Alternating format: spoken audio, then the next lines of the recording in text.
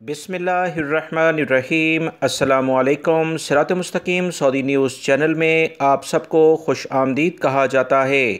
آج 25 نومبر 2021 ہے۔ سعودی وزارت صحت کی جانب سے وبائی مرض کرونا سے متعلقہ اہم ترین رپورٹ جاری کر دی گئی ہے، جس میں بتایا گیا ہے کہ پچھلے 24 گھنٹوں کے دوران سعودی عرب میں 28 افراد کرونا کا شکار ہوئے ہیں، جبکہ 38 افراد صحتیاب بھی ہوئے ہیں۔